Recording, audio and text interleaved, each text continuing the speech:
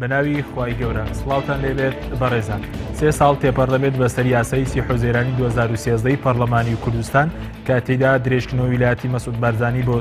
بۆ 2 ساڵ ڕاگەیەنرا. هەر یەک لە فراکسیۆنەکانی پارتی و یەکێتی لە پەرلەمانی کوردستان هەستن بە دەرکردنی یاسایەک بۆ درێژکردنەوەی ویلایەتی بارزانی بۆ ماوەی 2 ساڵ کە بەپێی یاساکە لە 19 2013 کۆتایی بە ویلایەتەکەیە. بەمیواندارێک لە بەڕێزان فاروق محەممەد سەرۆکی بۆری توێژنەوەی سیاسی کۆمەڵی ئیسلامی لە ئەستۆدەی سەرەکی هەروە لە شاری هەولێرەوە ڕابوون معروف ئەندامی پەرلەمانی کوردستان تاوتوێم پرسە دەکەین. سەرەتا راپۆرتێک دەبینین.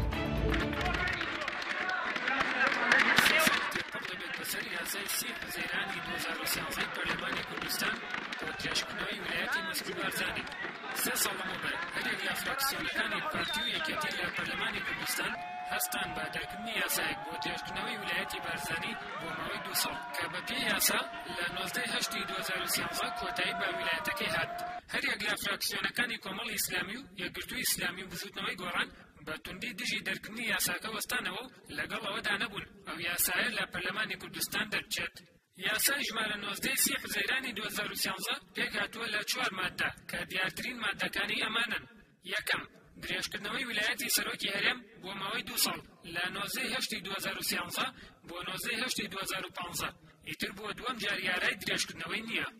دووەم، پرۆژەی دەستوری هەرێم بە سازان هەموار دەکرێتەوە. سێەم،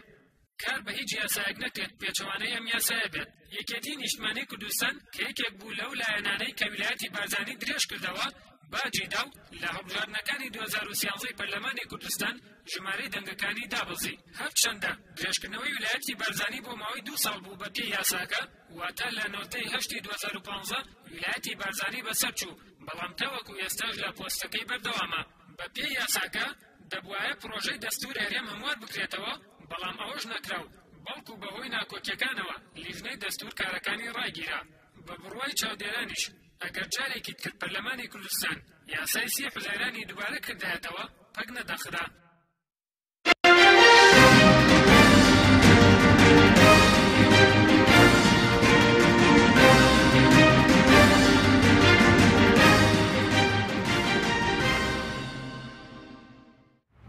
دووبارە سڵاوتان لەوێت بەڕێزان، سوپاس بۆ میوانەکانم. مامۆستا فاروق ئەگەر لە بەڕێستانەوە دەست پێ بکەین، خوێنەوەی بەڕێزت بۆ یاسای ژمارە 19 ساڵی 2013 پەرلەمانی کوردستان کە بە یاسای 30 حوزەیران ناسراوە چیەوە؟ پێ دوایە پەرلەمانی کوردستان بەتایبەتی فراکسیۆنی یەکێتی و پارتی کارێکی دروستیان کردە و کاتە یاخود کارێکی هەڵایان کرد و دۆخی ئێستا ئاڵگۆڕنەبوونی دەسەڵات بە دۆخی ئێستا گەیشت؟ بەڵێ بنای خۆی گەورەی میهرەبان، بەڵێ بێگومان دیارە و کاتێک لە هەرمەجێکی دیاریکراوە 3 ساڵەوە بەر ئەو یاسایە کە یاسای سەرۆکایی ساڵی 2005 سەرۆکایەتی ئێمە هەموار کرایەوە.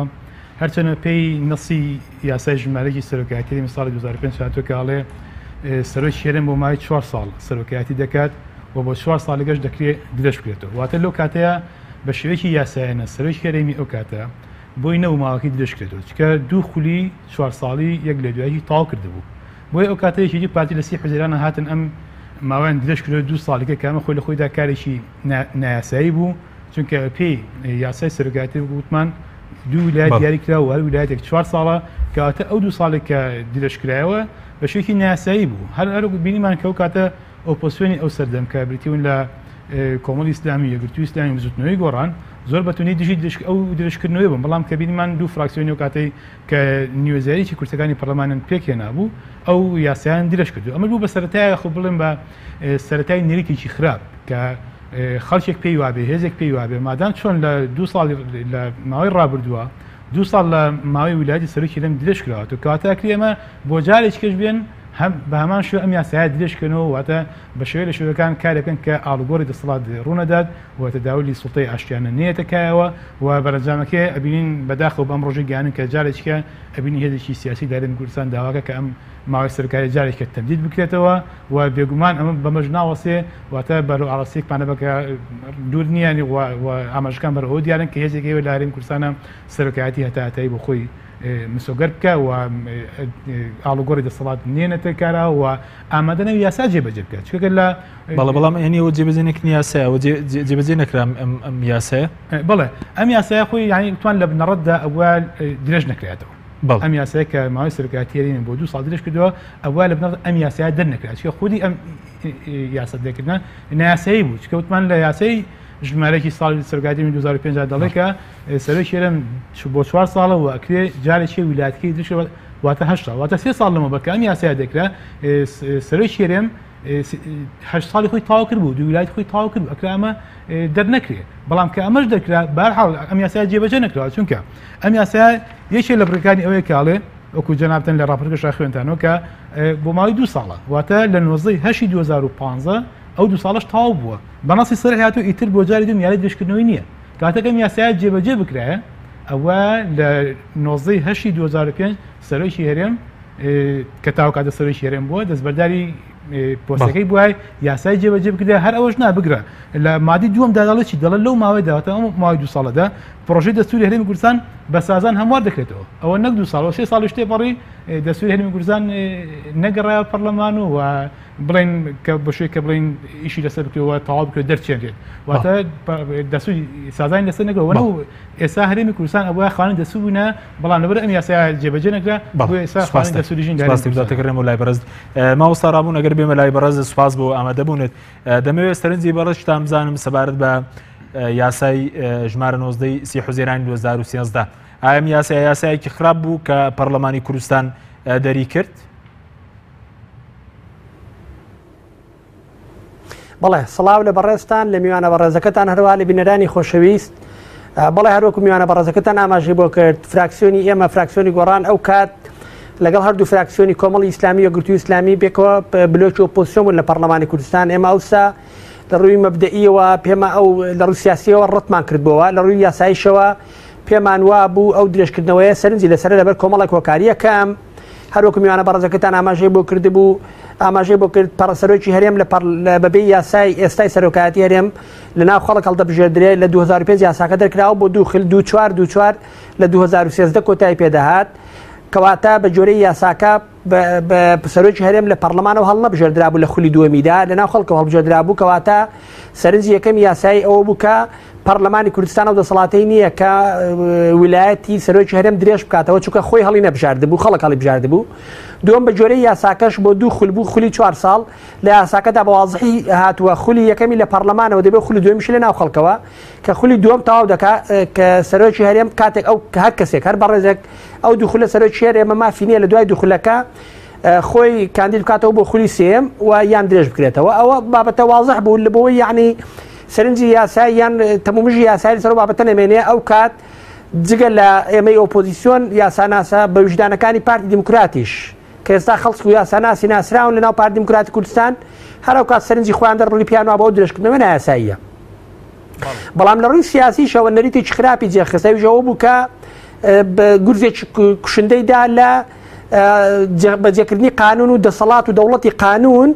و لە جیاتی لۆجیکی قانون لۆجیکی یاسا منطقی یاسا پەنابردرا بۆ منطقی هێز طبعا بە سەروح ڕاشکاو بینە و کات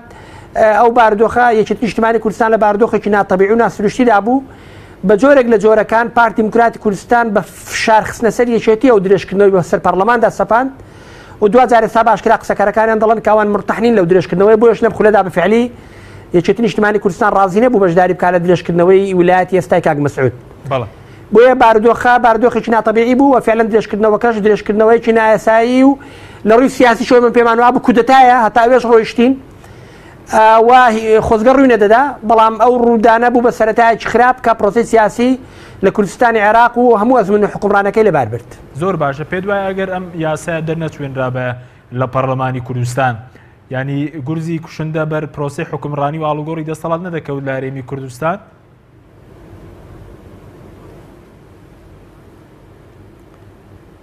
ئەگە دووبارەی بکەیەوە چین ڕووی نەدەدا بێ زەحمە ببوورە بەڕێزت دەڵێت دەرچوونی ئەم یاسایە لە پەرلەمان گورزێکی کوشندە بوو لە مەسەلەی حکومڕانی و ئاڵوگۆڕی دەسەڵات لە کوردستان ئەگەر ئەم یاسایە دەرنەچوێنرا بەیە ینی دۆخی کوردستان و ئاڵوگۆڕی دەسەڵات وەکو ئێستا نەدەبوو بەم دۆخی ئێستا نەدەگەیشت خۆی لە ڕاستیدا منی چێکم لەو دەنگانێک کە پێم وایە ئەزمموی حکومڕانی و دیموکراسی لە کوردستانی عێراق شکستی خواردووە بە جۆرێک شکستی خواردووە لە دوای شەڕی ناوخۆوە تا ئێستا ئەزمموی حکومڕانی و پرۆسی سیاسیمان پێ نەخراوەتەوە زەرخەت وەکو نەتەوە قسە دەکەم لەو حاڵەتە بەڵام خۆ دوجار ئێمە ئەو تەگەرە فەرمیانێک ئێستا لە بەردەم ئەزمموی حکومڕانی پرۆسی سیاسین دەبێ هەر بچینە سەریان خۆ نابێت تەسلیمی داهاتوویەکی نادیاری بکەین و هەموو پرۆسی سیاسی بخێنە تونێڵێکی نادیارەوە. ئێستا ئێمە ئەزمموی حکومڕانی و ئەزمموی دیموکراسیەکەمان شکستی خواردووە. ئێمە دەبێت هێزە سیاسەکان بەقەدرەوە جددی و ئازابن کە دانی پیا بنێن و بچنە سەری و ڕوبەڕووی ببینەوە. مەترسیە نابێت تاخیرکەن چکە ڕەنگە بچێتە قۆناغێکی مەترسیدارترەوە کە لە قۆناغێکدا ئەو ڕوبەڕووبنان ڕوودا کە گەلەکەمان ڕوبەڕووی داهاتوویەکی ترسناکتر بکاتەوە بۆیە دەبێت ناچار بچینە سەریان. من دەزانم باردۆخێکی خراپ و ناخۆشن و کۆمەڵک دۆسیە و مەلەفی سەختن و قورسن گرانن بەڵام هەر دەشبێ ناچار ڕوبەڕووی بینەوانێ لە ناو ئەوانەدا بابەتی دابشکردنەوە و ڕێخستنەوەی دەسەڵاتە لە سەروی هەر هەمووشانەوە دۆسیی سەرۆکاتی هەرێمە ویلایەتی سەرۆکی هەرێم کۆتایی پێهاتەوە و چەند ساڵێک تێپەڕیوە لە ئێستادا تقریبا 3 ساڵ تێپەڕیوە چکە 2 ساڵی درێژکردنەوەکە ئێمە سەرنجی یاساییمان لەسەری هەبوو لە ڕووی سیاسی ڕەتمان کردبەوە ئەوە نزیکەی زیاتر لە ساڵێکیشە بە فشار و بە حکمی منطقی هێز لە شوێنی خۆی ماوەتەوە کەواتە ئێمە دوجار دەبێت ڕوبەڕووی ئەم دۆخەبینەوە بۆیە تا زوو ڕوبەڕووی بینەوە درەنگە دوجار بە هەموو لایەکمانە و فشارە سیاسی و مەدەنیانە بەکاربێنین کە پارتی دیموکراتی کوردستان ناچار بکەین بێتە پاڵ ڕێزی نیشتیمانی بۆ چارەسەرکردنی دۆسیە جۆرا و جۆرەکان لە ناویشاندا دۆسیی سەرۆکاتی هەرێم. زۆر باشە بەڕێزت وتت حکومڕانیەتی هەرێمی کوردستان شکست هێناوە تەنها لە بواری ئاڵگۆڕی دەسەڵات یاخر لە بوارەکانی تریش شکست هێناوە شکستەکە زیاتر لە بواری ئاڵگۆڕی دەسەڵاتە نەبوونی ئاڵگۆڕی دەسەڵات. من هیچ شتێکم نایەتە بەرچاو لە ئێستادا بڵم لەم بواردا سەرکەوتوو بۆ ئەزمموی حکومڕانی ئێمە لە ڕووی جوگرافیە و کوردستان وڵاتەکەی کردوتە نزیکەی 4-5 پارچە بەلای کەمەوە پارچەیەک زۆنی نیلی و سەوزە لە ئێستادا پارچەیەک زۆنی زەردە پارچەیەکیان ناوچەی باکووری هەردوو زۆنەکەیە پارچەیەکیان کە بۆ خۆی تقریبا دووسێ پارچەیە باشووری هەردوو زۆنەکەیە. ئەوە لە ڕووی جوگرافیەوە لە ڕووی سیاسیەوە دووسێک استراتیژی نەتەوەی و سیاسی حکوم لە وڵاتەکە دەکات یەک استراتیژی نەتەوەی یەکگرتوو نییە وڵاتەکە بە پلەی ئیمتیاز نادیموکراتە لە ئاستی دادپەروەری و بابەتی دۆسیە جۆراوجۆرەکانی پەیوەندی بە دۆسیەی دابشکردنی سەرۆتی نیشتیمانی و عەدالەتی کۆمەڵایەتی و هەیە یەکێکە لە تەجروبە هەرە ترسناکەکان بابەتی گەندەڵی تا ئاستێک ڕۆیشتۆ خەڵکانێکەکەن پیان وایە گەندەڵی وشەیەکی دەقیق نێ زیاترە لە گەندەڵی ڕاوڕوت و تاڵان و ڕوتانەوەی نیشتیمانەکەی و بەو جۆرە هەموو ئەم بابەتانە نیشانی داوە نخبەی سیاسی دەسەڵاتدار ئێستا توانای حکومڕانی نییە لە کوردستان و لە حکومڕانیدا شکستیان خواردووە بۆیە دوجار دەبێت ڕوبەڕووی ئەم دۆخەبینەوە و عەقڵانە ئەوانەی خەمخۆری ئەم وڵاتە نیشتمان پەروەرن بە خەم داهاتووی ئەم وڵات و ئەم گەلەوەن ڕێگەیەک بدۆزینەوە بۆ چارەسەرکردنی ئەم پرسە جۆرا و جۆرانە بۆی بارودۆخی وڵاتەکەمان ڕوبەڕووی داهاتوویەکی لەوەی ئێستاش خراپتر نەبێتەوە. بەڵای سوپاس دەکەم دواتر دەگەڕێمەوە لای بەڕێزت ماوەسەگەر بێمە لای بەڕای بەڕێز تۆ کاری ئەوەی کە جێبەجێنەکردنی ئەم یاسایش کە بەڕێست و مامۆستا ڕابوونی ژووتیان یاسایەکی خراپە یاسای سی حوزێران بۆ درێژکردنەوەی ویلایەتی ئەو کاتی سەرۆکی هەرێم ینی بەڵام لەگەڵ ئەوەشدا کە جێبەجێ نەکرا ینی هۆکاری جێبەجێنەکردنەکەی چییە مەسەرەن دوایەوەی کە یاساکە تاو دەبێت ئاڵوگۆڕی دەسەڵات ڕوونادا دەستور جێبەجێ ناکرێت. بەڵێ وێڕای کە ماسەڕەونش ئاماژەی پێکرد وێڕاکەم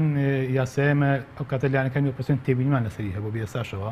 بەڵام ئەم یاسا کە خودی دوو فراکسیۆن ئەو کاتە کە یەکەم پارتی دیموکرات دومیەکی نیشمان دیران کردووە ئێستا خۆیان ئامادەنین جێبەجێکەن ئەوتمان یاسایەکە یاسایەکی باش نی یاسایەکە بە کەمینێکی لاواز تێپەڕێنراوە بەڵام ئێستا خۆیان ئامادەنین جێبەجێ یا خۆڵێن پارتی دیموکراتی کوردستان کە لایەنێکی سەرەکی ئەم یاسایە بۆ ئێستا خۆی ئامادەنی ئەم یاسایە جێبەجێ بکە خۆگە ئەم یاسایە جێبەجێ بکرا بە ئەوە نزیکەی ساڵێک لەمەوبەر لە 2015 سەرۆکی هەرێم ئەو کاتە دەستبەرداری پۆستەکەی بووە چکە لەو کاتە شەرعەتی نەماوە شەرعەتی یاسایی نەماوە کاتە جملەکەی بەسیتە وانی بۆ جێبەجێ ناکەی لەبەرەوە ئیرادەیەک نییە بۆ ئاڵوگۆڕینی دەسەڵات هێزێکی ئێوە کە بە شێوەیەکی هەر چۆنێک بێ هەر چۆنە گونجار چۆنە بۆی لووە لە دەسەڵاتە بمێنێتەوە جا یاسای بۆ دەرەکەن ئەوە قبولیەتی ئەگەر یاساشی بۆ دەرناکەن هەبامانشی هەر قبولی نێ و ئامادەنی ئەو پۆستیکەلایەتی ڕادەسیکە تەسلیمی کەسێکی دوای خۆی تەسلیم هێزێکی تریکە تەسلیمی پەرلەمانی کە پەرلەمان بێ ڕێگەچارێکی یاسایانی بۆ بدۆزێتەوە چۆ دوجار یاسای ژمارەی ساڵی 2005 کە دەرکراوە لە پەرلەمانی کوردستان دەرکراوە ئەو هێزە قبولیەتی بۆ چووکە ئەم یاسایە کە دەرکراوە ڕەوایەتیدا بە پۆستی سەرۆکی هەرێم، بەڵام هەر ئەو پەرلەمانی قبول نییە کە جارێکی ئەوێ ئەم یاسایە هەموار کاتەوە. کاتە ئەمان یاساکانیان بە شەرتەوێ بۆ شەردێک کە دیفاع لە بەرژەوەندەکانی ئەوان کە گرنگی بێ زەمان ببوومانەوەی ئەوان لە کورسیەکانیان لە هەر ئەو پەرلەمانەیە کە یاسای دەکردووە و ئەم یاسایە کە بەسەر چوو هەر ئەو پەرلەمانەیە ئێوە جارێککە بێ هەمواری کاتەوە کابین قبولی نەبووە چکە هەموارەکە جارێکێ ترسیە کە بەدڵی ئەو نەبێت و بینیمان کە پەرلەمانی چی دەکرد کاتە شتەکە ئەوەیە کە هێزێکەیە کە ئامادە نییە ئاڵوگۆری دەسەڵاتکە و ئامادەینە و پۆسی کەلایەتی ڕادەسیکە ئێمەگەر دیقەت بین لە ساڵی جگەوە لە پۆسی حکوومەتیشە بەڕاستی ئەگەر دیقەت بین لە ساڵی 2005ەوە لەم هەرێمەدا بەڕێزێک هەیە تا ئێستا سەرکاتی هەرێمی کوردستانی لەدەستە هەنی تا 10 ساڵ بە شێوەیەکی یاسایانە 2 ساڵ بۆ دەشکراتەوە و ئەوە ساڵێکش نزیگە بە شوێکی نایاساییانە هەنی ئامادەنی ڕادەسیکە ئەگەر سێکن لە سەراسی حکوومەت لە 2005 کە ئیدارەی هەردوو زۆر نێزەرسۆزیەکی کردو بوو بە ئیدارەیەکی گرتو ئەبینین 2 ساڵی لێ دەکە کە دکتۆر بەرهەم سەرۆکی حکوومەتی لە کوردستان بوو بە گشتی بەڕێزێکەیە کە تا ئێستا سەرۆکی ئەنجومەنی وەزیرانە کاتە ئەمانە ینی ئەنەوەی هەرچۆنێک بێ لەو پۆستی کە هیانە بمێنەوە و ئەگەر دوجار خەڵکیش باجەکەی با میلەت باجەکەی بە بڕینی قوتی خەڵک بکەوێتەوە بە نەئارامی دۆخی سیاسی بکەوێتەوە تەنانەت تا ئەندازەی دوو ئیدارەیش ئامادەن بەڵام بۆ مەردێکە چۆن ینی تا ئەندازەی دوو ئیدارەی ئامادە لەسەر پۆست و کورسی بەڵێ ئەبینەوە تا بینین پۆستەکان وەکوتمان ئەوە نزیکی ساڵەکە بێ لە ڕووی یاسایی و سەرۆکی هەرێمی کوردستان شەرعەتی نەماوە بەڵام تا ئێستا دەستبەرداری نابێت ئەوە ئەبینین ڕۆژانە خەڵک لە دێگەڵە و لە پردێ ئامدی وەکرێ ئەوە بینین ڕۆژانە خەڵک لەسەر هەڵوەسە سیاسەکانی دێ باجەدا خەڵک ئەژیرە زیندانی ئەکرێ ئاوتەکرێ ینی ئەمە لەبەر چییە لەبەرەوەی کە ئەم هێزانە بەدڵی هێزێک بیر ناکەنەوە وەکو هێزێک بیر ناکەنەوە و شەرعەت نادەن بە ئەوەی کە ئەو هێزە ئەوە و یاسای لە پەرلەمان بۆ دەرناکەن بەو شوەیە کە خۆی بەدڵێتی واتە بە شوێ لە شوگان ئەم هێزانە زەمان نین بۆ مانەوەی کورسی بەڕێزێک لە پۆستەکەیدا بۆیە ئەبینین ئامادەیە خەڵک دەرەکە خەڵک زیندانێکە تا ئەو ئەندازی کە زۆر جار ئەبینین سەرۆکی پەرلەمان کوردستان بۆ لە پردێ ڕێگەی لە ژیرانی نێڵابچێتە ناهەولێرەوە وەزیرەکانی بزنەوەی گۆڕان بۆ لە حکوومەت ئاوتکران و کرانە دەرەوە مجرد تەنها پەرلەمان ئەسڵان بۆ داخرا پەرلەمان لەبەر ویستی ئەم یاسایە هەموار کاتەوە کە ئەم یاسایە هێزێک مەترسیە بوو کە بەدڵی ئەو نەبێت دوایەوە کاکە ینی تۆ بەجددی ینی تۆ ئەو پەرلەمانە بە زۆرینەیەکی لاواز ئەم یاسایی درێژ کردو 3 ساڵەوە بێت تۆ قبولتە یاسای ژمارە 19 2013 درێژ کرد تۆ قبولێتی بەڵام هەر لەو پەرلەمانە جارێکی ئێوە کۆ بێتەوە بەڵام قبولی نییە هەرچەندە خۆ لە 19 ئابە کە کۆبوونەوە کرا نیساب یاسایی تاو نەبوو بەڵام هێشتا خۆ بۆ ئەم لایەنەکانی کە چوار لایەنەکەیان ئەم یاسای سەرۆکایەتی هەموارکەنەوە خۆ نانی انقلاب بکەن خۆ پەرلەمان ناوی انقلاب بکە حکومەت ئیفلیتی حکومەت لە کار خارج مافی خۆی پەرلەمان بێ سەحبیسکە لە حکومەت بکاتەوە بەڵام پەرلەمان بانگەشەی کرد بۆ ئاخر بانگەوازی بۆ کۆبوونەوەیەکی یاساییانە کە نیساب تاوە بەڵام لەو کۆبوونیان نیساب تاوە نەبوو خۆ پەرلەمان کۆبوونەوەکەی هەڵگرت بەڵام ئەوان هەر لێ نەگەڕان بۆ چکە ترسیانەوە کە ئەو یاسای هەموار بکرێتەوە بەدڵی ئەوانە کاتە ئەوان یاسایان ئەوێ بە شەرت بێ بە زەمان بێ بە گرنگی مانەوەی ئەو بەڕێزانە بێت لە سپاسگەڕێمەوە لای بەڕێز ماوە سەرابوون ئەگەر بێمەوە لای بەڕێزێت بە بڕای بەڕێستان ئەگەر ئێوە وەکو پەرلەمانتارانی خولی چوارەم چوبانە ژێرباری دووبارە دەرکردنەوەیکی یاسایەکی وەکو ئەوەی خولی پێشتر یاسای ژمارە 19 2013 لە سی حوزێرانە پێ دوایە دۆخی پەرلەمان وەکو ئێستا دەبوو بەڵێ تەمەن بە زۆر بە کورتی ئەوەیە ئەگەرم پەرلەمانی کوردستانە ئەو ئەجەندا سیاسیانەی پارتی دیموکراتی کوردستان جێبەجێ بکە هەر سبەینێ پەرلەمان وەکو خۆی چێتەوە سەریشی خۆی بەڵام من بۆی ڕووی بکەم بۆ ئەوە ڕوویداوە کە ئێستا ڕوویداوە لە ڕاستیدا ئەمە خولی چوارەی پەرلەمانە دوو خولی یەکەم پەرلەمان بۆ معنە فەلسفە سیاسیەکەی ڕۆڵی پەرلەمانی جێبەجێ نەکردووە واتە پەرلەمان بەس بۆ شەرعیەتدان بۆ ئەوەی کە لە هەردوو مەکتەبی سیاسی ئەوسا پەسەند کراوە پەرلەمانی کوردستان شەرعیەتی پێداوە لە خولی سێمدا کاتێک بلۆکێکی ئۆپۆزیسیۆنی بەهێز دەرکەوتن نێتی ئەوەمان هەبوو کە فعلەن پەرلەمان بەرینە قۆناغێکی ترەوە کە شوێنی گفتوگۆی زیندوو بێ وەک شوێنی گفتوگۆی گەرم بێ لەسەر بەرژەوەندی باڵاکانی نیشتیمان و گەلەکەمان فعلەن تا ڕادێکی باش پەرلەمانمان بردە قۆناغێکی ترەوە لەم خولەدا طموحی ئەومان هەبوو کە فعلەن پەرلەمانی کوردستان بتوانێت هەر سێ دەسەڵاتەکەی خۆی لە بواری تەشریع و نوێنەرایەتیکردن و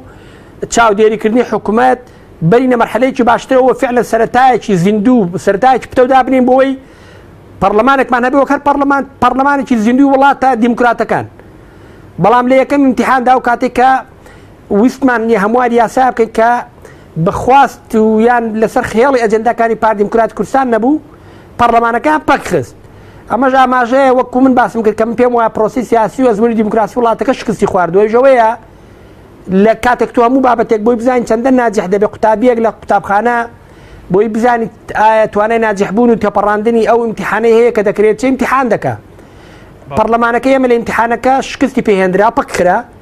ئەمەش یعنی لە ڕاستیدا ئیمتیحانی تەجروبەی دیموکراسی و ئەزموونی حکومڕانی هەرێمی کوردستان بوو یعنی شکستی خوارد بۆی ئەمە ببێتە موانەیەکی گرنگ بۆ لایەنە سیاسەکان ئەم بابەتە بە ئاسانی وەرنەگیرێ دەبێت زۆر بە جددی لێسەری ڕابوەستین چۆن کارێک بکەین بابەتی ئەوها نابێ احتیمالی دووبارەکردنەوەی بێتەوە پێش ئەژینا پەرلەمانێک کە مەترسیەوەی لەسەر بێ هەموو ڕۆژە ڕێ لە سەرۆکەکەی و ئەندامەکانی بگرن نەبوونی باشترە چونکە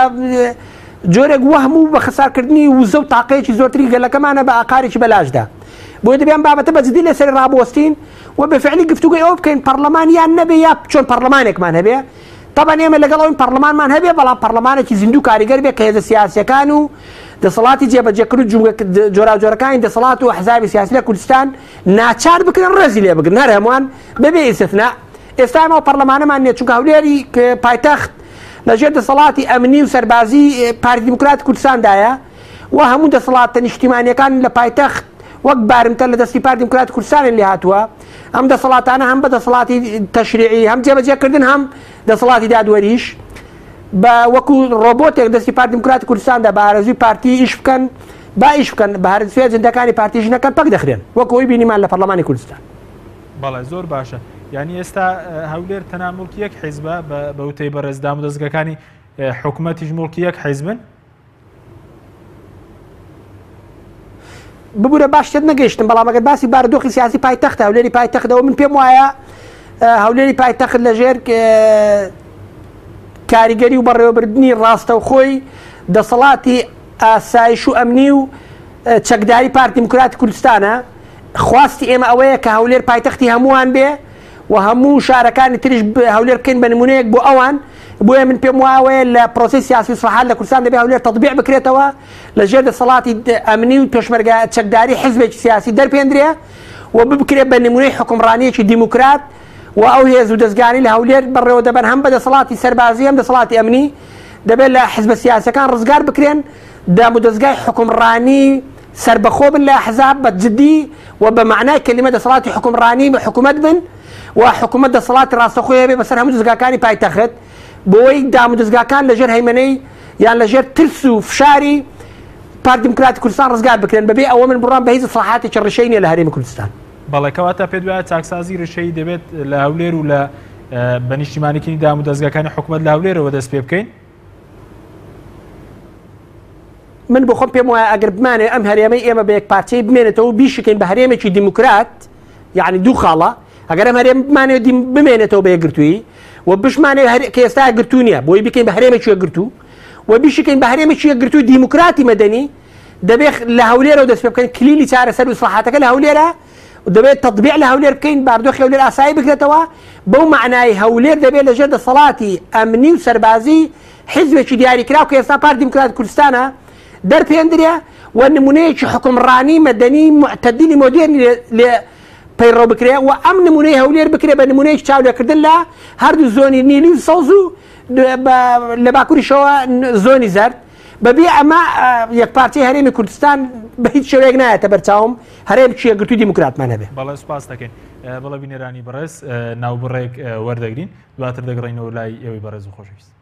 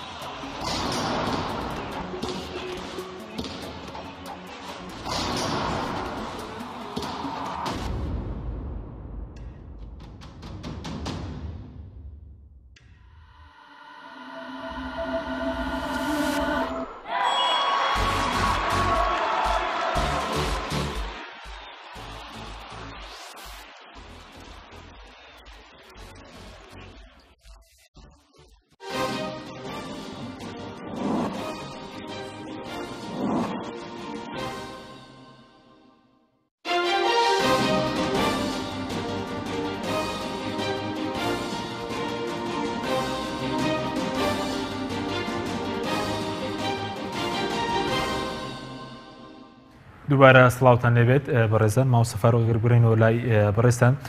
سەباردەوەی کە ئەگەر ئێمە چاکسازی بکەین پێ دوای یەکەم جار دەبێت لە ئاڵوگۆڕی دەسەڵاتەوە دەست پێ بکەین بۆ چاکسازی لە سیستەمی حکومڕانی و ئاڵوگۆڕی ئاشتیانی دەسەڵات. وڵە بێگومان ئەگەرمانە چاکسازی ڕاستەقینی و ڕێشەیەوی لە هەرێمی کوردستان بکەین ئەبێ جارێ بێت لە مشتێک بێن سیستەمی سیاسی لە هەرێمی کوردستان بگۆڕین. ئەو سیستەمی کە ئەبێتە هۆی بەرهێنانی جۆرێک لە تاگڕەوی جۆرێک لە دەستکردن بەسەر مؤسسات ئێوە هەیە تاگڕەوی هەیە بەڵێ بینەوە هۆ بین کە هەموو هێزەکان ئەمڕۆ بۆچی ئەوە دادی بەدادیان هەموو هێزەکان باشکراوەکەن کە لە بڕیاری سیاسیە تاگڕەوی هەیە لەلایەن کێوە تاگڕەوی هەیە ئەبین هێزێکی بنای پاری دموکراتی کوردستانی هەموو برادەکان لە ڕابردووە خۆی داوێت بگەڕانەوە بۆ لایەنەکانی کە بگەڕانەوە هەنجار بۆ پەرلەمانی کوردستان ئەم هێزی ئەچێت لەگەڵ بەغایەکی ئارزووی لەوێ پەیوەندی باشگەکەی ئارزووی لێ نەبوو پەیوەندیان قەتعەکە مەقەسێکی لیا و ئەیبڕێ و نایهەڵێ ینی بە بێگەڕانەوە بۆ لایەنەکان یاخود بۆ مؤسسە شەرعیەکان ئەسڵەنەوە نزیکەی ساڵێک ینی مؤسسەیەکی شەرعی لەم وڵاتایە غیابە کە هیچ پەرلەمانی کوردستانە ینی کە لە ماوەی ئەم ساڵە ینی تۆ چۆن بڕیاری داوە کێ بڕیاری داوە کە تۆ پەرلەمانە نییە یاسا دەرناکرێ ئەکیە دێ لەبری پەرلەمان دەسەڵات بەکارێنێتی و سەلاحەتی پەرلەمان بۆ خۆی بەکارێنێ بێگومان لایەنەکانێ بە تاگڕەوی دێ ئیشکانی خۆیەکە ئەبینی حکوومەت ینی لە حکوومەت لە ژێر هیچ لێپرسینەوەیەکان نیە ینی حکوومەت دێ باردەخۆی تعلیمات دەرگا دژی یاسا پێچەوانی یاسایە حکوومەت دێ خۆی بەناوی لیژنە دروستەکە لیژنەی قەیران دروستەکە لیژنێکی دروستەکە ینی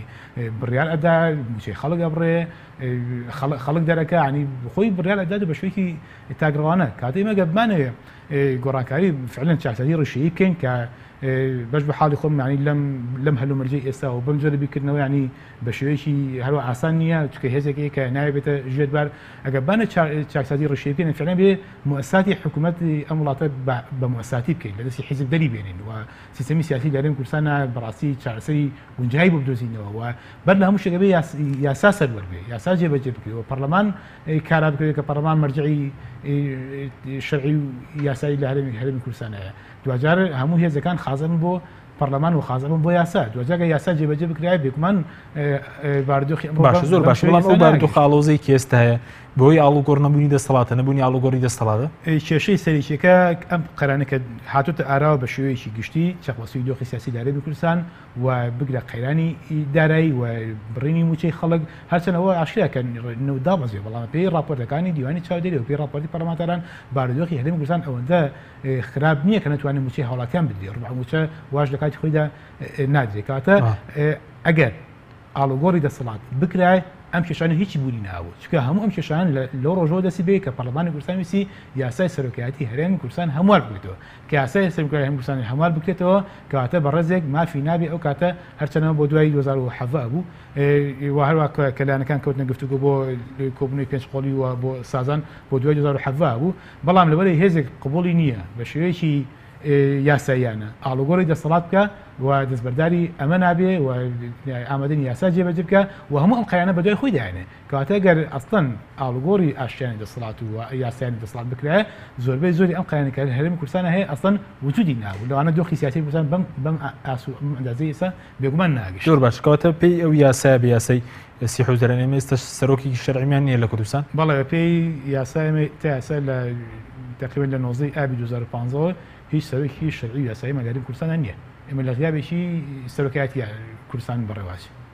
و بە هەمان شۆ لە غیابی دوایە کە پەرلەمانیش پەخراوە لە غیابی مؤسسەیەکی شەرعی پەرلەمانیشە بە هەمان شێوە بە شێوەیەکی توانین بڵێن تا ڕادەیەک تا ئەندازەیەک تاگڕەوانە ئەم حکومەتەوە وەخو ئەمەرێمە بەڕێواچێت بەڵێ سوپاس دەکەم دواتر گەرم لای بەڕێز ماوەسەرابوون ئەگەر بێم لای بەڕێز دیانی ئێستا کە باز لەوە دەکرێت کە ئەم قەیرانە بەرەنجامی نەبوونی ئاڵوگۆڕی دەسەڵاتە لە کوردستان ینی تەسەور دەکەی پێشبینی دەکەی بەم زوانە ئاڵوگۆڕی دەسەڵات لە کوردستان ڕووبدات ینی کارێکی قورس نییە مانەوەی ئەم دۆخەش بەم زوانە پێ دوای چارەسەر بکەی ئەگەر پەیوەندی بە ئاڵوگۆڕی دەسەڵاتەوە بێت بەڵێ ئاڵوگۆڕ دەسەڵات لێکەوتەیەکی دیموکراسیە بۆی ئاڵوگۆڕ دەسەڵات ڕوو بدات دەبێت دیموکراسی دەبێت پێشتر ئێمە لە هەرێم دیموکراسیمان نییە و ئەو پرۆسەی هەمان بوو هەم ئەزمموی حکومڕانیەکە هەم ئەو پرۆسی کە من پێی دەڵم پرۆسی دیموکراسی بۆ اعتیباری ئێمە حکمی دیموکراسیمان نییە شکستی خواردو ئێستا ولا بەفعلی لە تەنگژەیەکی مەترسیداردایە ئێمە بۆ ئەوەی ئاڵوگۆڕ دەسەڵات هەبێ ئاڵوگۆڕی ئاشتیانی دەسەڵات هەبێ دەبێ دیموکراسی و بنەماکانی دیموکراسی هەنگاو بە هەنگاو لە ئەزمموی حکومڕانی جێبخەین ئەوە پێویستی بە پرۆسەیەکی جدیە و بۆ ئەوەش دەبێت سیستەمی سیاسی و حکومڕایی لە هەرێم بە ئیسلاحات و چاکاریەکی بنەڕەتیدا بڕوە ئەنجا چاوەڕێ ئەوە بکەین کە دەستا و دەستکردنی ئاشتیانی دەسەڵات ڕووبدا لە کوردستان. ئێمە ئێستا ئەومان نییە بەم زوانەوە ڕوونادا بە تاکید بە دڵنیایەوە نەخێر.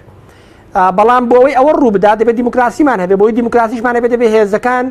ئازانە و جددیانە و زۆر بەڕوونی پەنجە بخەنە سەر کێشە ڕاستەقینەکانی ئەم وڵاتە و هەمووان پێکەوە دەست لە ناو دەست بە پرۆسێکی چاکاری بنەڕەتیدا بڕۆین و ئەم سیستەمە حکومڕانی ئێستا بگۆڕین بۆ شتێکی تر بۆ ئەزمونێک بۆ سیستەمێکی سیاسیەوتەوە کە پێی دەڵێن دیموکرات. ئێستا ئەومان نییە و لەسەروی هەموو ئەمانەشەوەک بۆم باسکردن من پێم وایە دەبێت ئەو ئیسلاحاتە چاکاری بنەڕەتیە لە هەولێری پایتەختەوە دەست پێ بکە. بەڵێ زۆر باشە بەڵام بۆچی سووری کە دەبێت لە هەولێرەوە دەست پێ بکە بۆ لە سلێمانیەوە دەست پێ نەکات بۆ لە دۆکەوە دەست پێ نەکات. نە بەومانەیەم نییە مەبەستمەوەنی هەولێر و دووهۆک جوێنە دەنێ بێنبالات بن خەریکی بە حکومی ناسایی بن بەڵام هەولێر خەریکی ئیسلاحات بێ مەبەستمەوەی هەولێر پایتەختە بۆی بمانەوێت ئیسلاحاتێک ڕنگدانەوەی هەبێ بەسەر هەموو ئەزمونە حکومڕانیەکەمان و ڕنگدانەوەیکی نیشتیمانی هەبێ دەبێت لە هەولێر و لە پایتەخەوە سروشتی حکومڕانی لە هەموو دنیا دەبێت لە پایتەختەوە بکرێ بۆ تو ئەگەر پێ پەرلەمانێکی ئازا و کاریگەرت هەبێ لە حیزبەکان نەترسێ لە کارێکتە سیاسی دەستڕۆیشتەکان نەترسێ دەبێت ئەو پەرلەمانە دەسەڵاتی ئەوەی هەبێ قەرار بدا حیزبەکان بخاتە ناچار بکات ڕێز لە یاسا بگرێن و لە زیاتی ئەوەی پەرلەمان لە حیزبە سیاسیەکان بترسێ لە هێزێکی چەکدار بترسێ لە دەسەڵاتی ئاسایش و ئەمنی بترسێ دەبێت دەسەڵاتی ئاسایش و ئەمنی و سەربازی و حیزبە سیاسەکان لە پەرلەمان بترسێن کە پەرلەمان کەنارگیریان بخا ئەگەر لە یاسا لا بدەن ئەمەیان پێی دەڵێن چاودێریکردن دەسەڵاتی جێبەجێکردن بۆی ئایا ئەم ناوەندانی دەسەڵاتی جێبەجێکردن یاسا جێبەجێ دەکەن یان نا ئەگەر یاسا جێبەجێ نەکەن لێ پێچرمان لێ دەکرێت بەڵام ئێستا ڕێگی یاریەکە پێچەوانە بووەتەوە یاری دیموکراسی پێچەوانە بۆتەوە لە جیاتی ئەوەی پەرلەمان دەسەڵاتی جێبەجێکردن و کاراکتەرە سیاسەکانی وڵات بخاتە ژێر چاودێری و لێ پێچرمان لێ بکە ئێستا پەرلەمان بۆ خۆی نەی دەپێچێتەوانێ ئەگەر بە ئارەزومەندی ئەوان و بە جۆرەی ئەجێندای دەستڕۆیشتووەکان کە لە ئێستادا لە پایتەختی پارتی دیموکراتی کوردستانە نەڕواتە ڕێوە ئەوە خۆی لێ دەپێچێتەوە تا ئەو شوێنەی کە ئێستا پەخراوە. بەڵێ زۆر باشە بەڕێزیش تاوڕای کە ئەم ئێستام دۆخی کە خەڵکی کوردستان تێدایە پەیوەندی بە کورسێک و پەیوەندی بە ئاڵوگۆڕ نەبوونی دەسەڵاتەوەیە بەرەنجامیەوەیە. من پێم وتی ئێمە هەر لە ڕۆژی یەکەمی ئەم ڕاپەڕینەکەمانەوە لەنەوەتوەکە تا ئێستا ئێمە نا حکومێکی دیموکراتمان هەبووە نا ئاڵوگۆڕی ئاشتیانی دەسەڵاتمان هەبووە من لەوە هیچ گومانێکم نییە بەڵام ئێستا دۆسی سەرۆکاتی هەرێم بۆتە سیمبوڵی دۆزی دیموکراسی لە هەرێمی کوردستان بۆ اعتیباری پەرلەمانی کوردستان ویستی هەنگاوێکی ئازانە بنیە هەنگاوەکەش فعلا هەنگاوێکی معتەدیل و نەرم بوو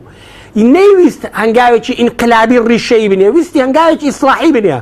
واتە ئێمە فعلا بە نێتی ئەومان هەبووانی لە پەرلەمان هەموو ئاگادارن نێتمان نەبوو کەسێکی دیاریکراو بکەین بە هەدەف نێتمان هەبوو لە هەنگاوی یەکەمدا یاسای سەرۆکاتی هەرێم هەموار بکەینەوە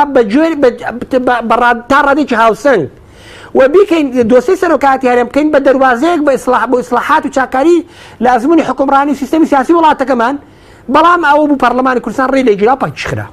بەڵێ زۆر باشە دواتر دەگەرمەوە لای بەڕێزت ماوەستا بوون ماوەستا ئەگەر بێمەوە لای بەڕێستان سەبارەت بۆی کە بۆچی مەسەلەن ئێستا گەر بینەوە سەر مەسەلەی ئاڵوگۆڕی دەسەڵات باز دە بکەین ئەوەی کە نەبوونی ئاڵوگۆڕی دەسەڵات ئەو بەڕێزێک کە پێشتریش بۆ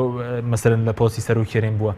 توانیوێتی ئەرکەکانی خۆی جێبەجێ بکات وەکو سەرۆک؟ بەڵێ بێگومان لەسەر ئەدای ماوەی دەسەڵاتی ڕابردووی سەرۆکاتەری کوردستان بێگومان تێبینی و گلەی زۆر هەیە هەموو لایەنەکان ئەتوانم بڵم تا ڕادەی باشانی کۆکن لەسەرێک کە سەرۆکاتی لێن لە ماوەی دەسەڵاتی ڕابردووە نەیتوانیوە فعلەن بە فعلی سەرۆکی هەموو هەرێمی کوردستان بێ و سەرۆکی تەواوی خەڵکی کوردستان بە هەموو لایەنە سیاسیەکان هەمیشە گلەی ئەوە کراوە کە ئەوەندەی وەکو سەرۆکی پارتی دیموکراتی کوردستان دەرکەوێنە وەکو سەرۆکی هەرێمی کوردستان دەرناکەوێت و بێگومان ئەبین لە قەزەکانی شانی لایەنداری پێوە دیار بووە ئێمەگە خەڵکی هەرێمی کوردستان بپرسیانی بۆ من لە خلالی ئەو چەند ساڵی کە سەرۆکاتەری کوردستان سەرۆکی هەرێم چەند جار سەردانی دەڤەری سلێمانی و هەڵەبجە و گەرمیانی کرد چەند بەدەم داواکارەکانی خەڵکی ئەم ناوچەیەوە هاتووە یاخود ئەگەر گلەی ئەوەیە کە بێگومان کە لە ماوەی ڕابردووە نەیتوانێت بە شوێکی بێلایەنانە و ئەسڵەن نانی نەریتە لە زۆربەی وڵاتان کە کاتێک کەسێ بێتە سەرۆکی وڵات دەستبەرداری پۆستە حیزبەکەیە بێت بەڵام هەرچەند لە ڕابردووە دەنگوی ئەوە و یاخود داواکاری ئەوە بکە فعلا سەرۆکی هەرێم دەستبەرداری پۆستە حیزبەکەی بێت فعلا سەرۆکی هەرێمی هەموو کوردستانی هەموو خەڵکی کوردستانی بەڵام بێگومان دەستبەرداری پۆستە حیزبەکەی نەبوو و ئەوەندەی کە وەکو سەرۆکی پاری دیموکراسی کوردستان دەرەکەوت و نەوەکو سەرۆکی هەرێمی کوردستان فعلا بە بێلایانی کە سەرۆکی تەواوی خەڵکی کوردستان بێ بۆ شێوەیە دەناوەشی لەو گلیانەی کە لە ماوەی ڕابردووە سەرۆکاتی زۆر باش ئێستا دۆخی هەرێمی کوردستان بەرەو کام لەمانە با بەرەوەی کە بەرەو مەسەلەی دموکراسی و ئاڵوگۆڕی دەستەڵاتیا و بەرەو تاگڕەوی دۆخ کامەی لێ دەخوێنرێتەوە بەڵێ دیارە سیستەمی سیاسی بەگشتی لە هەرێمی کوردستان بەرەو پاشەکشە ئاڕات بەرەو دواوەگەڕێتەوە و پرۆسەی دیموکراسی بامان شێوە ئەو کەمەکە لە گەمەی دیموکراسی هەبوو لە هەڵبژارەکان زیاتر خۆی بینیەوە لە پەرلەمانە خۆی ئەبینیەوە لە دەکردنی یاساکان و لە کێبرچەی یاساییەوە پەرلەمان خۆی بینیەوە بێگومان ئەوەش نەمەوە بەرەو دواوەگەڕایەوە وەکتمان لە نەبوون یاخود لە غیابی موەسسەیەکی شەرعیە لە غیابی دەسەڵاتێکی چاودێریە و کەسێکە بکە لە سەروی یاساوە بێ لە بەرامبەر هیچ یاسایەک هیچ پەرلەمانی خازە نەبێت و لە پێشنەوەی لەگەڵ نەکرێت بێگومان بەرەو تاگڕەوی ئەڕوا بەرەو ئەوواڕۆکە ئێستا بینین فعلا هەرێمی کوردستان بەرەو تاگڕەوی ئەڕوا لایەنەکان گلەیانێک کە ئەسڵەن لە زۆربەی پرسەکانە کەس ئاگای لێ نییە ئەسڵەن چ پەرلەمانتارێکی بەڕێز لە هەرێمی کوردستانە پێمان دەڵێ ئەو گرێبەسێک کە لە نێوان هەرێمی تووشیا کراوە مای 50 ساڵ ئەو عەقدە چیتیان نووسراوە جگە لە چەند کەسێک کە لە پەنجەرە سێپەڕ ناکەن کەس نازانێت چی کراوەوە کەسێکمانێت چەند کەسێکمانێت تاگڕەوانە خۆیان چ عەقدێکیان بێ زایەکەن واژوەکەن زۆر باشە بەڕێز دڵی قورس هەرێمی کوردستان مەسەرەن هەرێمی کوردستان بەرەوە ئاراسێ دەڕوا کە مەسەرەن بەرەو تاگڕەوی ئەی چی بکرێت بۆی کە ڕێگە لەو تاگڕەویانە بگیرێت بەڵێ بێگومانەوەی کە ئەمڕۆ لە هەرێمی کوردستان ئەکرێتەوە هەوڵەکە بۆی کە ڕێگە بۆ تاگڕەوی ینی کوتایی بۆ تاگڕەوی بێنێ ئەوەی کە پەرلەمانی کوردستان لە ماوەی ڕابردووە پێسا ئەو بکەویستی ڕێگری بکە و ئەم تاگڕەوە کوتمان ئەو نەریتە خراپی کە دەستی پێکردووە لە شوێنەکە دەرچێت بدۆزێتەوە بۆ دەربازبوون لی بۆی کە ئەم حاڵەتە نایاسایی ئەم حاڵەتە تاگڕەویە و درێژە نەکێشێ بۆیە ئەوەی کە ئەمڕۆ ئەرکی هەموو لایەنەکانە بەلایەنە سیاسیەکانەوە بە پەرلەمانتارە بەڕێزەکانەوە بە ڕێکخراوەکانی کۆمەڵگەی بە تەواوی خەڵکی کوردستانەوە کە هەموو لایەنەکان هەموو فشارێکی یاساییانە مەدەنیانە بگرنە بەر بۆی کە کۆتایی بەم دۆخە لە تاگڕەوی بین لە هەرێمی کوردستان بێگومان پرۆسی سیاسی لە هەرێمی کوردستان بەرەو ئایندەیەکی خراپ هەنگاوێنێ زۆر باش ینی پێ دوای گەر بەم شێوە تاگڕەوی بینێتەوە دۆخی هاوڵاتیانی زیاتر بەرەو خراپبوون لە جێگومان لە ئەمە شتێکی بەڵگەنەوی سەر لە سای هەموو حکمێکی تاگڕەویدا هاوڵاتیانی هەرێمی کوردستان ئەبنە سوتەمەنی ئەبنە قوربانی ئەو دۆخە ئەوان باجەکەیتن ئەو بڕۆسەی دۆخی تاگڕەوی هەموو ناوچەکە بکەم ڕۆژهڵاتی ناوەڕاستەوانە کە لە ڕابردووە لە ئەزموونی حکومڕانی تاگڕەویانیان کردووە ئەبینیم زانین خەڵکی ڕەشوڕ خەڵکی خوارەوە ینی هەمیشە قوربانی وشت باجەکانداوە و چینێک لەسەرەوە بەسەر خەڵکەوە ژیاون و لە دەرەوە یاسا بوون و هیچ لە پێشنیویان لەگەڵان نەکراوە و هەمیشە بگرە ئەوەی کە ناسایش بۆ بۆیان کراوە بە شێوەیەکی یاسایانە کەواتە بێگومان ئەو شتێکی بەڵگەنەوی سەر لە سای سیستەمی تاگڕەویدا بێگومان ئایندەی وڵات بەرەو ئایندەیەکی خراپ بڕوا و باردۆخی گوزارانی خەڵکی کوردستان یاخود خەڵکی ئەو وڵاتە بە شێوەیەکە بەرەو خراپ و خراپترەوە کەواتە بەر لەوەی کە بمانێمە سیستەمی سیاسی کوردستان چاوی و باردۆخی ئابووری و گوزارانی هاوڵاتیانی کوردستان ئاسایی بێ پێویستە بەر لە تاگڕەوی بگرین تاگڕێژ ئیلا بە شوێکی یاسایانە بە شوێکی مەدەنی بەڵام کە ئێستا پەرلەمان پەخراوە چۆن ینی ڕێگری لێ دەکرێت بەڵێ بێگومانە بێ هەموو لایەنەکان ئەمڕۆ فشارکەن بتایل چوار لایەنی سەرێکی مانەیە کە ئەمڕۆ تا ڕادیەک لە دەوریەک کۆبوونەتەوە و ئەیانەوەی کە ئەم ئاڕاستی کە هەنگاوی ناوە بەرەو ئاڕاستێکی ناتەندروست بیژێڕنەوە بۆ شوێنی خۆی وەکتمان لە ڕێگەی فشاری مەدەنیانەوە لەڕێی هەوڵدان بۆ ئەوەی کە پەرلەمانی کوردستان کارا بکرێتەوە ئەوە بین کە ئەم چوار لایەنە تا ڕادیەک هاودەنگن بە تایبەتی بۆ منە لە ماوەی ڕابردووە یەکێتی و نیشتیمانی بزنەوەی گۆڕان ڕێکوتنامەیەکیان بەسوق خۆیان دەڵێن بۆ کۆتاییانە بە تاگڕەوی لە بڕاری سیاسیدا بۆ بنەوە ئەمڕۆ کۆمەڵی ئیسلامی لە هەرێمی کوردستان لە هەولێر باجەدا و ئەندامان و کادیانی زیندانی ئەکرێن بە شێوەیەکی نایاسانە باجی چییە؟ باجی ئەوەیە کە کۆمەڵی ئیسلامی و تەبا لەگەڵ لایەنەکانی ترە ئێوێ ڕێگری بەو تاگڕێگە کە لە هەرێمی کوردستانە هەنگاوی بۆندێەوە ئەیانەوەی لە ئەرزی واقع جێبەجێ بکەن کەواتە پێویستە ئەم لایەنە ئەم شتانی کە کردووانە لەم شارانەیان بەردەوام بن و لەگەڵ ڕێکخراوەکان لەگەڵ تەواوی خەڵکی کوردستانە بۆی کە چۆنەڵی سنوورێک دابنێن بۆ خاڵێک دابنن کە ئیتر کۆتایی بۆ تاگڕێی بێنێ و بێگومان ئەوش بەشمان بە شوێکی یاسایانە و مەدەنیانەوە بە هەوڵی هەموو لایەنەکان و لە ڕێگەی مێزی سپاس دەکەم مامۆستا ڕابوونەگەر بێم وەلای بەڕێزت بۆتونی بەڕێزشت پێ وایە کە ئێستا دۆخی کوردستان کامەری دەخوێنێتەوە بەرە و کام ئاراستە ڕۆن بەرە و ئەوەی کە زیاتر بەرە و دموکراسی بڕۆن یاخود بەرە و تاگڕەوی زیاتر دۆخی کوردستان چی لە دەخوێنرێتەوە وەچی بکرێت بۆ ئەوەی کە ڕێ لە تاگڕەوی بگرێت بەڵێ خۆی لە ڕاستیدا کوردستان ئێستا بە فعلی بەکردەوە لە دوڕیانێکی چارە نووسازدایە خەریکە هەنگاو بە هەنگاو لە ڕووی ئەجەندای سیاسیەوە دوو کەمپی سیاسی دەردەکەون کەمپێکی سیاسی کەڵکەڵی ئەوەی هەیە کە دەست بەسەر هەموو هەرێمی کوردستاندا بگرێ و جونگەکانی حکومڕانی و دەستگاکانی حکومڕانی لەسەر بنەمای ئەجەنداکانی خۆی دوجار دەسەڵاتی حزبێک ئەنجا بۆ گروپێکی دیاریکراو دەست بەسەر وڵاتەکەدا بگرن و طبعا ئەجەنداکەش ئەجەندایەکی بە پلەی ئیمتیاز نادیموکراتەوە کەمپێکش دەیەوێ وڵاتە فعلا ببێتە خاوەن دەوڵەتی خۆی و خاوەنی دام و دەستگای نیشتیمانی و بەڕێوەبردننی خۆی بەڵام لەسەر بنەما مۆدێرن و دیموکراتیەکان ئێمە خۆمان پێمان وایە لەو کەمپین ئێمە پێمان وایە بزنەی گۆڕان لەو کەمپین کە دەمانەیە ئەم وڵاتە بە عقارێکی دیموکرات دابەرین کە تێیدا دەستا و دەستکردنی دەست ئاشتیانەی دەسەڵات و بنەماکانی دیموکراسی ببن بە نۆرم و نەریت ئەمڕۆ دەسەڵات لە سلێمانی بە ئێمە وێکی نیشتیمانیە ڕەنگە دووسبێ بە یەکگرتووی ئیسلامی بێ سێسبێ بە کۆمەڵی ئیسلامی بێ و ئەم باردۆخە بۆ هەولێر و بۆ دووەک و کەرکووکش ئاوا بێ دەبێ ئاو دیموکراسی یعنی ئەوە بەڵام لە بەرامبەردا ئەو کەمپی پارتی دیموکراتی کوردستان قیادەی دەکا تخیلی ناتوانێت تخیلەوە بکا کە لە دەسەڵات نامێنێتەوە یعنی چی کەواتە یعنی بە سروش تێزێکی نادیموکراتە ئێمە دەبێ ئەم دوو کەمپە دوجار ئەم سراع ململانەیە کە ڕێگەیەک بدۆزینەوە کەناڵێک بدۆزینەوە کە بە دیموکراسی و مەدەنیانە دوور لە تونتوژی ئەم ئەجەندا سیاسیانە بگەێنین بە یەک ئەوەی پەیوەندی بە ئێمەوە هەیە بە تەئکید تەنازل لە بنەما دیموکرات و مەدەنیەکان ناکەین و ڕێ نادەین کەڵکەڵی سیستەمکاری و تاکڕەوی و دیکتاتۆریانە دەست بەسەر وڵاتەکە بگرێ و خەباتی لە مێژینە و دوور و درێژی گەلەکەمان بازمونێکی ستەمکارە کار و تاریک کۆتایی پێبێ ئێمە ئومێدمان وایە پارتی دیموکراتی کوردستانیش بێتە سەفی نیشتیمانی و لەگەڵ هێزەکانی تدا دەست لە ناودەست هەمومان بە تەئکید پێکەوە بەبێ پەراوێزخستنی هیچ هێزێکی دیاریکراو هیچ حزبێکی دیاریکراو ئیسلاحاتێکی بنەڕەتی بەسەر ئەزمموی حکومڕانی و ئەزمموی دیموکراسی وڵاتەکەمان دابێنین بۆەوەی لە ئاقار و ئەو تونێڵە تاریکانەیە کە خەریکە ڕوبەڕووی دەبێتەوە ڕزگاری بکەین بیخەینە سەر خەتێکی ڕاست و تەندروست. بەڵێ زۆر باشە بەڵام پێ دوای زۆر بە کوردی بادوا پرسیارم بێ سەرکەوتن بۆ کام بەرەیانە ئێستا لە بارودۆخی کوردستان ئەو بەرەی کە بەڕێز باز دەکەی بەرەو تاگرەوی بەرەیەکیشان بەرەو دێموکراتی تأملی من لە